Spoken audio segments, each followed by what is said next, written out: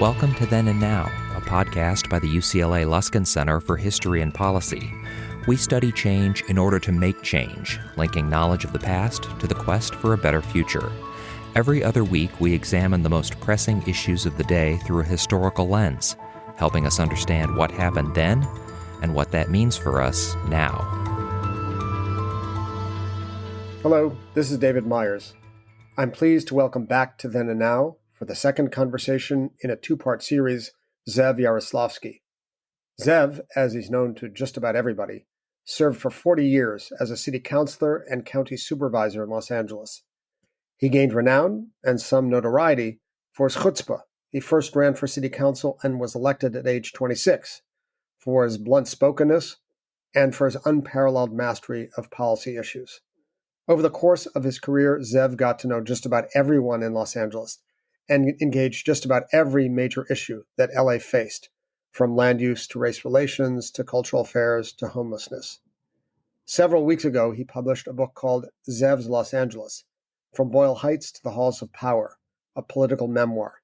We continue our conversation with Zev about the book and the remarkable career that stands at the center of it. One of the most fraught issues, Zev, over the course of your tenure has been race relations in both the city and the county.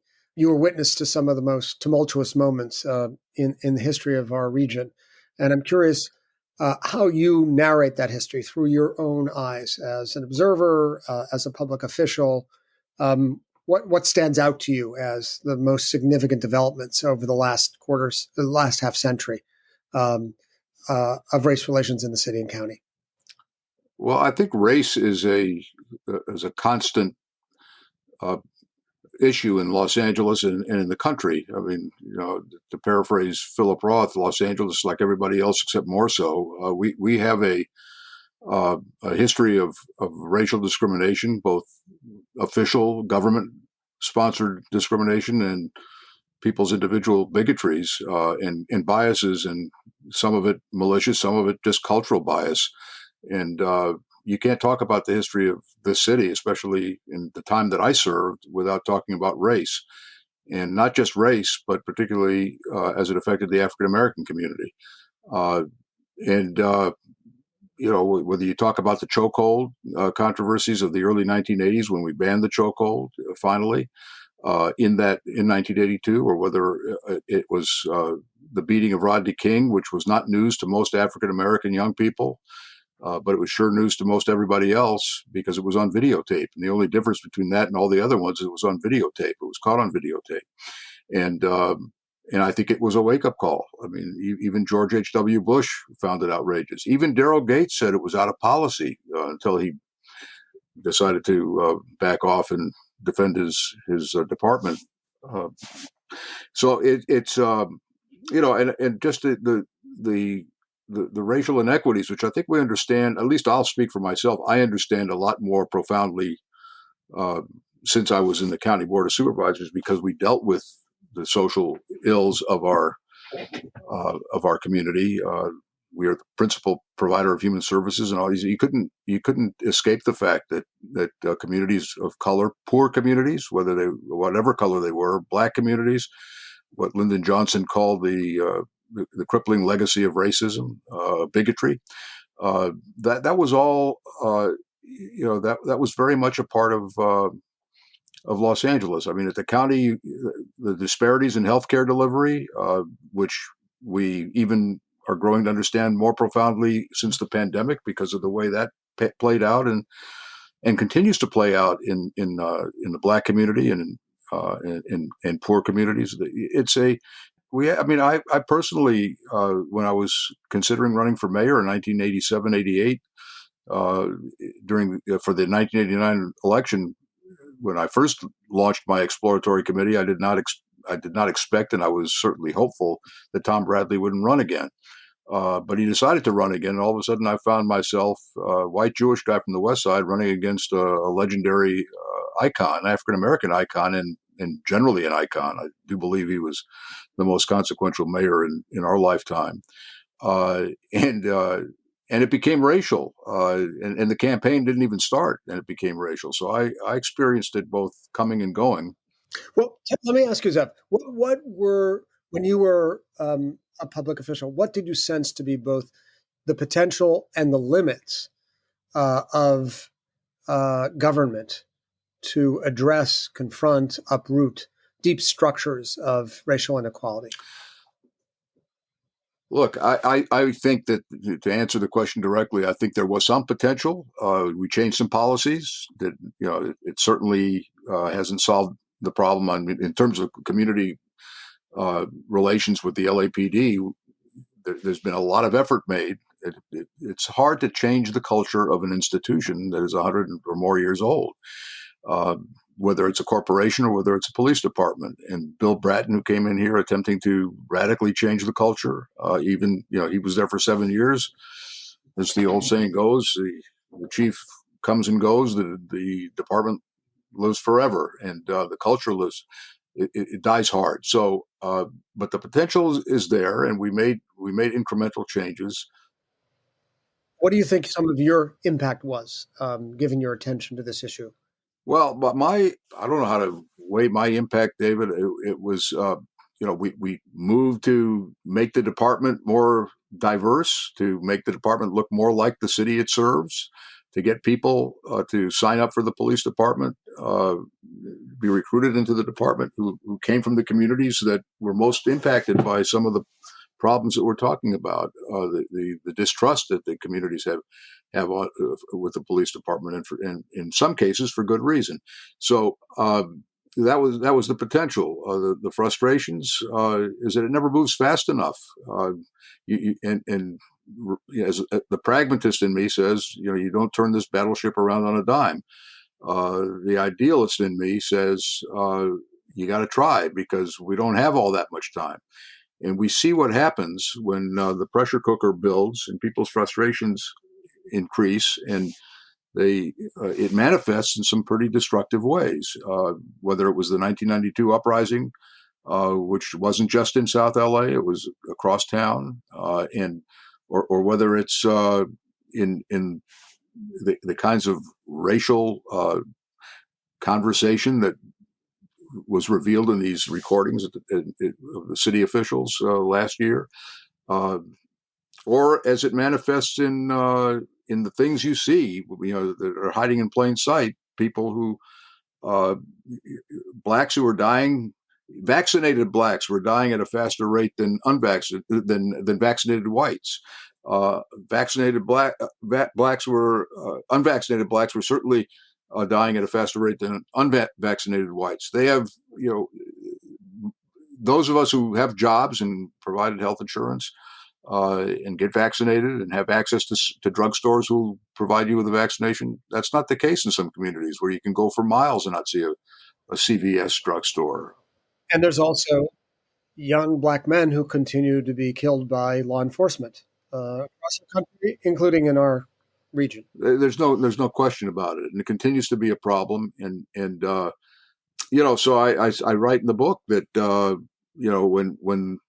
when Rodney King happened, I thought to myself, all this effort that all of us had put in, not just me, but Tom Bradley, the other members of the city council, trying to diversify the police department and do all the right things, was it all for naught when it comes down to this? And I will tell you that I think that the entire city leadership, political leadership, was caught unaware, and it was caught with its pants down, not appreciating how much frustration had been building in the black community in particular, but also in other economically and otherwise disadvantaged communities. I believe that to this day, I would bet my firstborn that the jury in Simi Valley would not have come in with acquittals for all of those officers. I think that was part of what blew the lid off the city at the time. But if things had progressed in any significant way, even that would not have caused the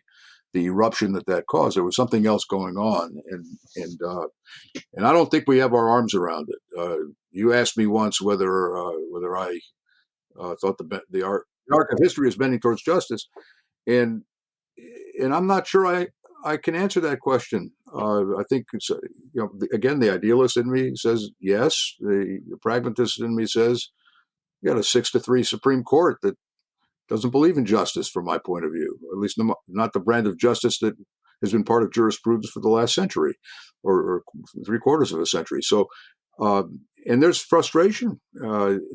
Any political leader has to understand that you got to be even in dictatorships.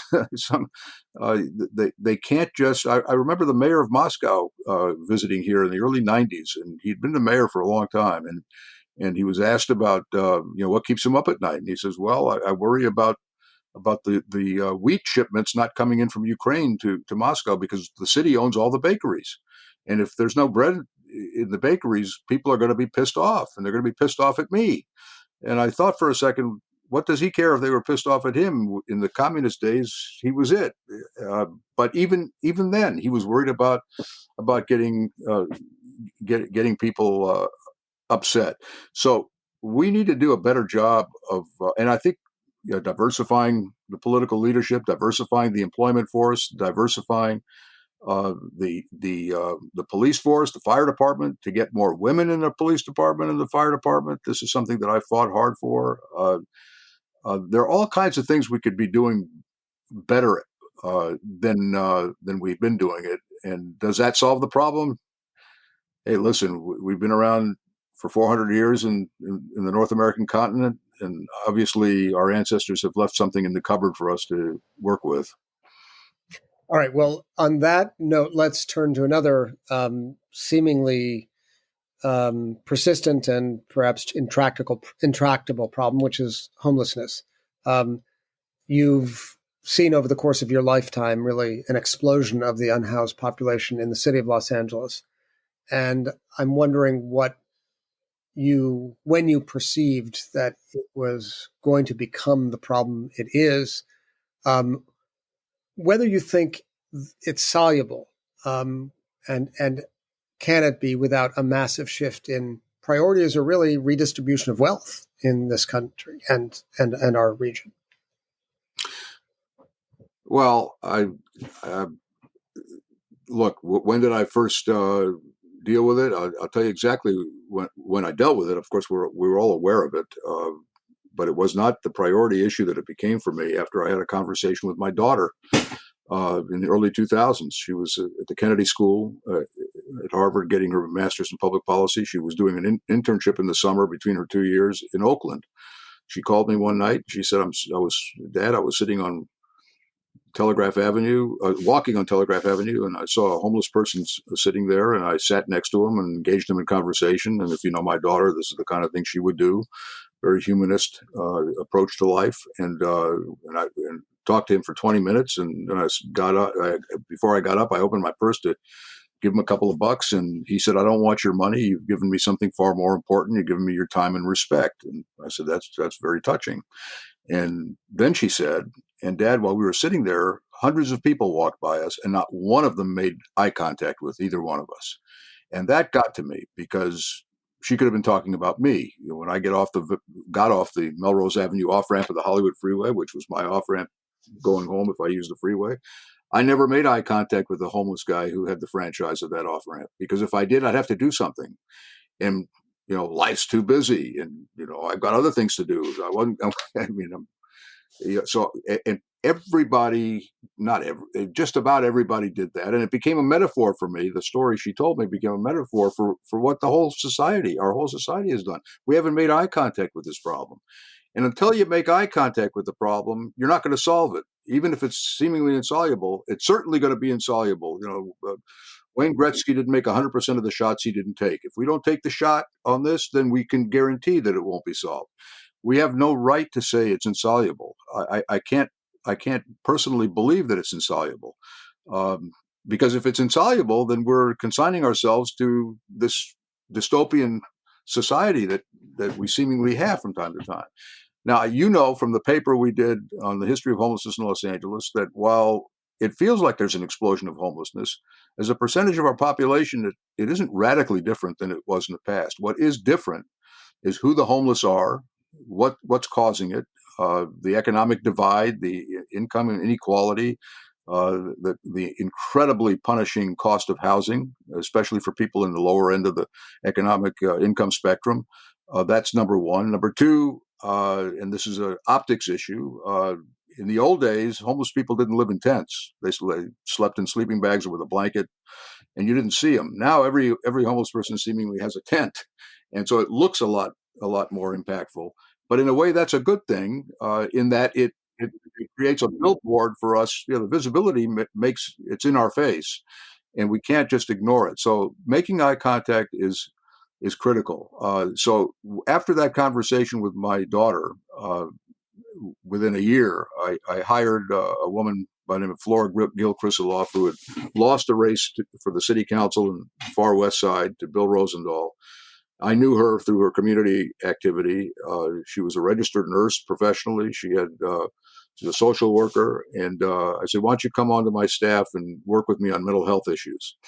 And she did, and quickly evolved to being my homeless deputy. And for all intents and purposes, was the homeless czar in the county because nobody else was touching it with a 10-foot pole. And I'm not critical of them because I was the same way until my daughter woke me up. But once I got the flame in me, this became a passion, and so we started. I have a whole chapter about homelessness. We did a pilot program in Skid Row, and can we house the most likely homeless people to die on the streets if we don't give them help and housing and services? And this is an idea that came to me from a woman in New York who ran an organization called Common Ground, which traffics in the whole homeless space. And she's very, very good and nationally recognized. And when I was in New York for my son's law school graduation, I went to visit her. I thought it would be an hour and be done with it. I spent a whole almost 2/3 of a day with her, and she educated me a lot about this. And she said, what you should do is do a pilot program. This is where I got the idea. She says, and I'll bring people from all over the country to the county hall of administration, and we'll have a brainstorming session. And that's what we did. Out of that came a pilot program called Project 50. We picked the 50 most vulnerable people on the streets of Skid Row, and we were determined to house them because the lore was they don't want housing, which is bullshit. Excuse my French. It's just not true. Now it's true that some of them will not go into housing right away because they don't trust anybody. And some of the homeless that we found on Skid Row had been on the streets for 30 or more years. Imagine that, 30 years on the streets of Los Angeles. And so we were able to demonstrate not only are they willing to come into a program, but they're willing to get services. You have to ease them into it. And what we found out most significantly, Miguel Santana worked for the county at that time, and he did a study, a cost-benefit analysis, said that housing homeless people and giving them services that rendered them homeless in the first place is cheaper than leaving them on the streets. Because when you leave them on the streets, they run up a cost. They go to the emergency room because they get sick or they get hurt. They land in our jails. That costs money. It's one thing after another. And not that the cost-benefit analysis should dictate anybody's moral decision. But my colleagues on the Board of Supervisors had a diverse opinion about this issue. And, for my more conservative colleagues, if I couldn't convince them on the humanity of it, maybe I could convince them on the economics of it. And I couldn't do it. The program was a success. 91% of the people who were on the program stayed in the program. One of them died, and one of them went back to where he came from outside of California. And so the logical thing to do, and was recommended by Miguel at the time, is to scale the program. And we wanted to take it to 500. And then when we perfected that, we'd go to 5,000. This is in 2010 or 11. And I couldn't get a second vote. I couldn't even get a second to a motion to scale it up, the recommendation of the CEO. It's one of the great disappointments of my public service career is that we weren't able to do it. And even more disappointing now that we see what's going on, because we lost a decade, almost a decade and a half. And now, because of COVID and because of it's become a political issue. It was never a political issue before. No councilman, no supervisor felt a threat to his or her political longevity because of homelessness, because it was confined to downtown and a small part of downtown. Now it's everywhere. It's in Pacific Palisades. It's around Beverly Hills. Beverly Hills kicks them out, but they end up landing in the city of LA. and we can't kick them out. Which sometimes brings us back to the structural problem that you talked about earlier, which is city county and sort of these overlapping and often countervailing lines of authority. I mean, what would it look like if you had all 88 cities in the county of Los Angeles working in sync to address this problem? You know, where you don't move the unhoused from one jurisdiction to another, dump them across the border, and say it's your problem, but a more holistic utopia. So I'll give you the answer that people who want to run for president but don't want to say it always give the interlocutor who asks it. That's a hypothetical question, and I'm not going to get into hypotheticals. You're never going to get all 88 cities to agree. Each city has its own identity. Each city has its own demographic. Uh, I mean, I think Beverly Hills is the classic example. They're not under the same court settlement that the city of LA is on. People always wonder, why are the homeless on the city of LA side of the street and not on the Beverly Hills side? Because Beverly Hills can kick them out. Uh, and that would be a bad thing. It's a bad thing to kick them out. But they don't do anything to address the issue. But the city of LA can't move them. And they can move them from one sidewalk to another, but that doesn't solve the problem. So yes, it is a part of the governance problem. But again, we're not going to change the governance structure anytime soon. So I am really thrilled with the way Karen Bass has taken this issue on since she became mayor. She declared a state of emergency on her first day in office, which on the margins will give her more authority to do things, but that's not the importance of the declaration. The importance of it was she declared to the people, not just of the city of LA, but of this region, I'm in charge. I'm taking responsibility. Hold me accountable for the results. And I'm not running for anything else. This is my last stop in politics. And she did something that no other mayor has done, which is to own the issue. And I can't tell you how important that is. If the people will give her the space to do what needs to be done, this is not a problem that grew up overnight, and it's not going to be solved overnight. And if there's one thing I would say to any political leader, don't promise more than you can deliver. Under promise and over deliver, not the other way around, because people have become cynical for good reason. You know that both Karen and Rick Caruso said we're going to house 30,000 people the first year we're in office. That's impossible, literally impossible. And but you had to say it because you're running for office, and you can't be out homeless by your opponents. So they all made promises that they could not keep.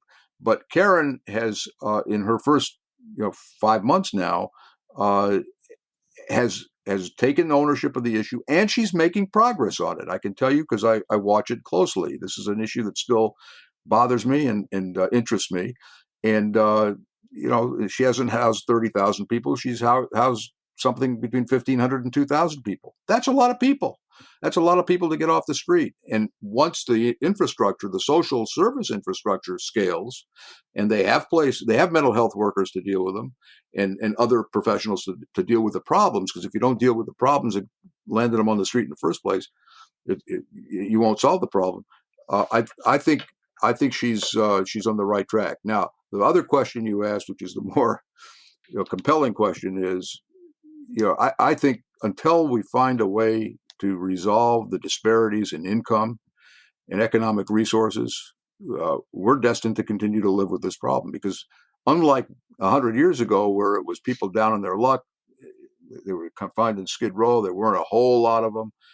Now, the main reason we see homelessness growing in society, not just in LA, is because of the economics and the cost of housing. Somebody's going to get evicted from their rent-controlled apartment so that a guy can build a new market rate apartment building or a condominium project, which none of them can afford, which most people can't afford, and they're going to have to go out and fend for themselves in the free marketplace of apartments, and they can't afford it. They simply can't. As I said before, 40% of the households in LA County earn less than $60,000 a year in annual household income, and 18% earn less than $30,000 of the households, not of the individuals. You can't live in this town on $30,000 or $45,000 a year unless you're making incredible sacrifices, and you're just one layoff notice away or one eviction away from landing on the streets. In the survey we do at the Luskin School, this year, 28% of the people said that they go to bed at night worried that they're going to lose their home or their residence and become homeless as a result. 28%.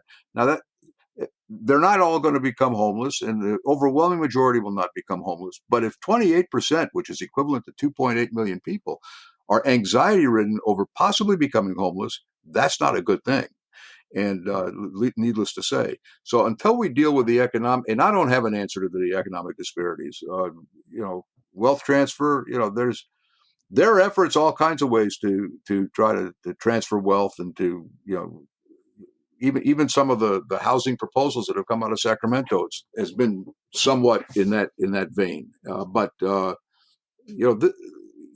transfer of wealth is not a local issue. It's not even a state issue. It's a national issue. And I wouldn't hold my breath, and I would tell my grandchildren not to hold their breath about any massive transfer of wealth. What you've got to do is increase incomes at the lower end of the spectrum. I was very involved as a councilman and as a supervisor in the Justice for Janitors movement, which was one of the great experiences of my life. I mean, they thanked me for what I did for them. I said, I didn't do anything for you. You did a lot for me, because it gave me some meaningful purpose in my political life. That these were the people who came to work to clean my office as I was going home to my families. And I always looked at Alma, who was the janitor on the 8th floor of the Hall of Administration, and I just wondered what her life was like. She had a family, and she was a county employee, so she had insurance, health insurance. She got vacation time and sick leave and all the goodies. The people, largely undocumented people who were working in the private sector buildings, they couldn't get a $1 an hour raise in their wages.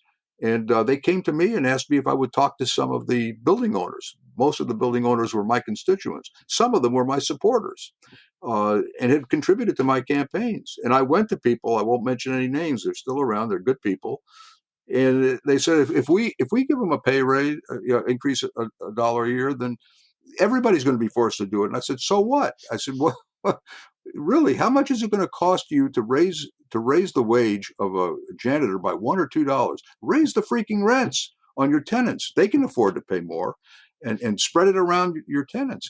But it was, the line we used to use, because it was true, is that janitors and home care workers, another cause that I was involved in, got paid less than the people who take care of the animals in the zoo. Now, I know all the animal people, rights people, will say that's an insult, but it's ridiculous. I mean, the people who care for people who are dying are being paid less than people who are cleaning up the dung in the chimpanzee cage. I'm sorry, it's just so. I'm not a socialist.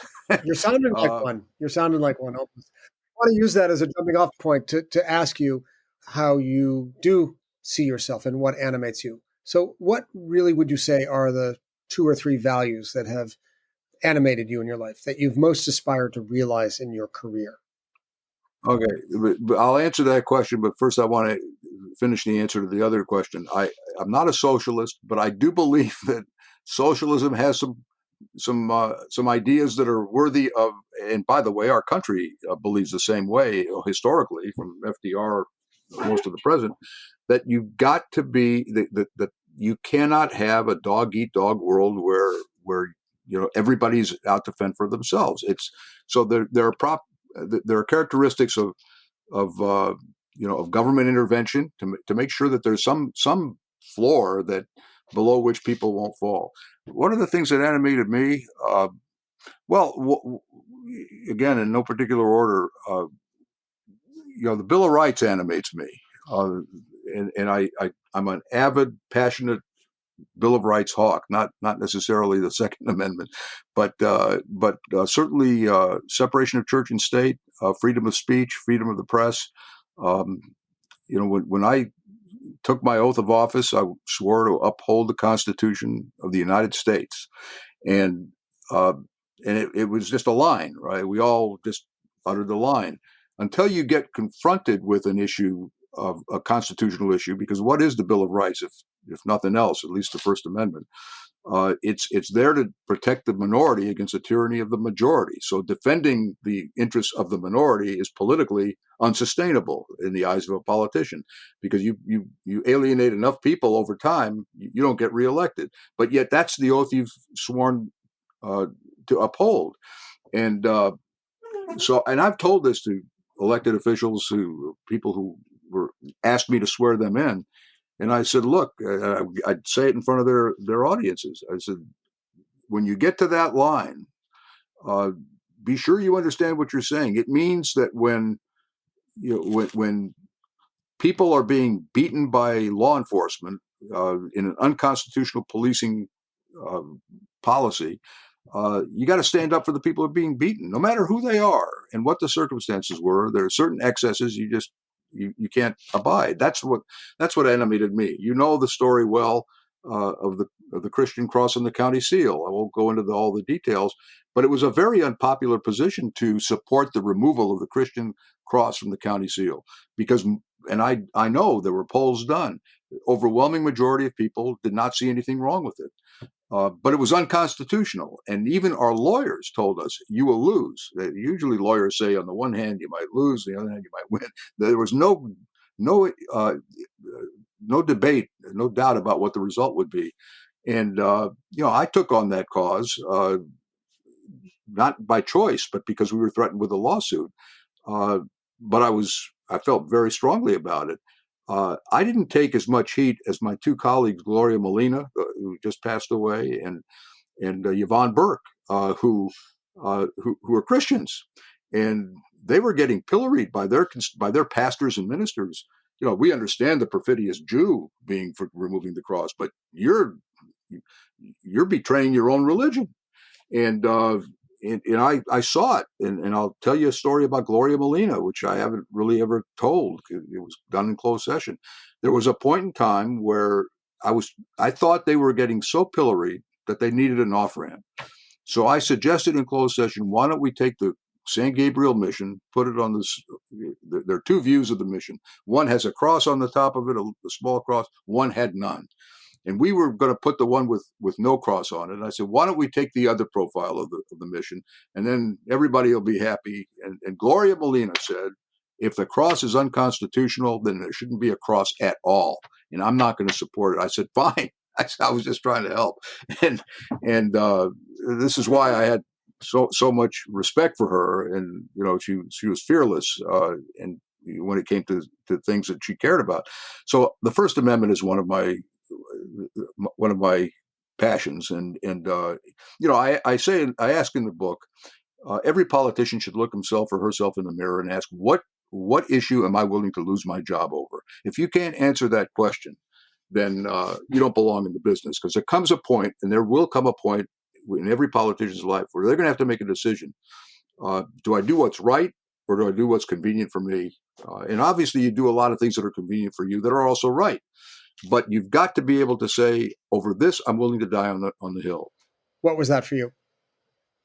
For me, it was the Constitution. For me, it was police excesses. For me, it was separation of church and state. For me, it was Muslims who were being discriminated against long before Trump. We had a case, God bless the late Hal Burnson, but there was a Pakistani community in his Northwest Valley district, and they wanted to build a mosque, and they needed a variance because they wanted to build a minaret on the mosque, but there was a 3-story, 45-foot height limit in that area of Chatsworth, and they wanted a variance so they could go beyond 45 feet, and he opposed it. I said, Hal, how can you oppose a minaret, for crying out loud? This is and what difference does it make? It doesn't generate traffic or pollution or anything. Nobody's going to be upset about it. And he finally relented. I give him credit for that. But those are the things that animate me.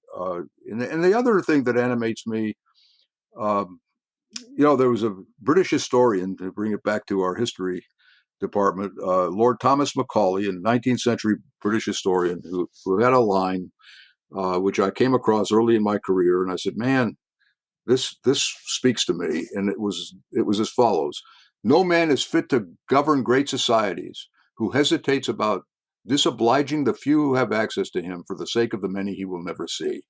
And that, if there's one sentence that describes what animated me day in and day out, it's that. I didn't really care about the people who were rich enough or influential enough to hire a lobbyist and hire a consultant and to throw the book at you. I was more interested in the people who couldn't do it, and those were the majority of my constituents. And by the way, most of them didn't vote or couldn't vote, and but they were my responsibility too. And that animated me probably as much as anything. And what is it? What is it? It's about fairness. It's about responsiveness. It's about making eye contact with people, and and even people who make you uncomfortable. That's what animated me, and that's why I think I have a reputation for for being a bit out there and taking on issues that nobody else would take. And frankly, that's the way I operated.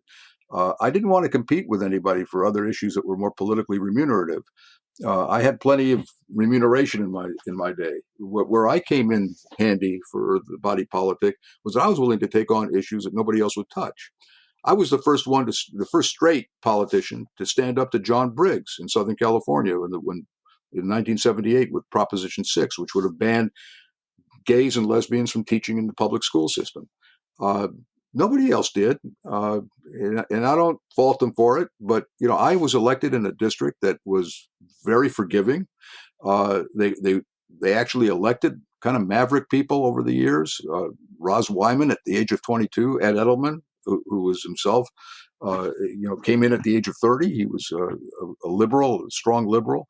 They elected me, and I took that charge as having a responsibility for them, not to just keep the lid on, not to let moss grow on my derriere, but they gave me the gift of being willing to push the envelope and to take on causes that other people couldn't politically do, and they had my back. So I wasn't worried about Daryl Gates or Ed Davis, because I knew that my constituents weren't going to be bamboozled by that BS that they tried to spread through their community relations officers, and they did have my back. So Macaulay is, I'd like to talk to him if I could. That's a great line. No man is fit to govern great societies who hesitates about disobliging the few who have access to him for the sake of the many he will ever see. I can tell you that I disobliged the few who had access to me over and over again. Didn't make me feel good, but it made me. It was what I had to do on rent control. In 1978, a year before, the apartment house developers saw it coming. And some of them were my main contributors in my first campaign, and I didn't have a lot of contributors. And three of them invited me to have breakfast, and in the basement of the Ollie Hammond Steakhouse on La Cienega Boulevard. It was like a mafia. It looked like a mafia hangout. It wasn't a mafia hangout. And they tag teamed me, and they said, "We were there for you when you needed us. Now we need you to be with us against rent control." And it was a seminal moment, because it was the first test that I faced of that nature. And I told them, all three of them, and they're all three dead now, so I feel comfortable telling you this. You supported me not because I was going to be your handmaiden. You supported me because I was a maverick. I was independent. I was going to stand up to special interests. I stood up to Tom Bradley by running against his candidate. That's why you supported me. You didn't expect me to win. You took a flyer on me, and I appreciate it very much. But you shouldn't be surprised that after knowing who I was, that you could in any way pressure me to do something that would go against the many thousands of people at whose doors on whose doors I knocked, and who were complaining about especially elderly people who were fearful that they were going to be forced out of their apartments. They didn't know where they were going to go. So the answer is no. I'm not going to be with you. And that was 2 years into my career. And some of those three people never talked to me again, and so be it. But I'll disoblige those who have access to me for the sake of the many we never see. And that, Zev, I will say, made for really an extraordinary career in public service. I want to remind listeners that they can read much more in much more granular detail about many of these fascinating chapters in the career of Zev Yaroslavsky and his memoir, Zev's Los Angeles. I want to ask you a final question, which is a sensitive and meaningful one to you, I think. What was the place of Barbara Yaroslavsky in your making as a politician? Well, she was everything. And if you read the book, the dedication, which is 1,500, 2,000 words, says it all. People look at spouses of elected officials, especially female spouses of male public officials, and say, "Oh, they're good, they're good spouses, they're a good political spouse." She was not. She didn't come along for this ride. She was part of the ride, and she forged some of the trails many of the trails that I traveled. I mean, I didn't do anything without her. She was the first woman I dated when I was just out of UCLA by a couple of months, and never dated another person. And she, we were together for 51 years. And my great regret is, as much as I appreciated her and I loved her unconditionally and all that stuff, I only wish I could have appreciated more of how much she meant to so many people, and that became so powerfully apparent to me when she died. I mean, I got hundreds of letters from people out of nowhere. She served on the medical board of California, and she was a delegate to the National Association of Medical Board Members. And I get a letter a couple of months after Barbara died from a woman who was on the Minnesota medical board saying, I just found out that your wife died, and I just want you to know that she was incredibly helpful to me when I was having issues with my kids. And she gave me advice. And so this was one of hundreds of letters like that. So I guess I now realize how lucky I was. I knew I was lucky to have this relationship. There's no question about that. But I didn't know how lucky I was, and that while she was with me, and an integral, critical, crucial part of my life, she was also a crucial part of the lives of hundreds and hundreds of people. And I don't understand how she did it. It just, and I said it at her funeral, I don't know where she got the bandwidth. She kept expanding her bandwidth. And the more she expanded it, the more she had to expand it some more. And she was, she was an integral part of my life. There was not a single decision I made that I didn't vet with her. I don't think there was a single op-ed that I didn't ask her to read before I submitted it. From the ridiculous to the sublime. And I'll tell you, she wasn't just my spouse. She was an incredibly consequential leader in this community and in the state, and she didn't get a nickel for it. And I miss her a lot. So yeah, she was part of my journey, very much so. Well, thank you for sharing that memory, Zev, and thank you for sharing your experience, both in this two-part series and in your really remarkable memoir that, as we said at the outset, is at once an insight into your personal career and really a history of Los Angeles. It's been great talking with you, and you're always welcome back on Then and Now. And I appreciate all of your guidance along the way, David. You have been an incredible resource to me, and one of the reasons I came to UCLA after I retired, and not regretting a minute of it. Thank you so much. It's been great to have you.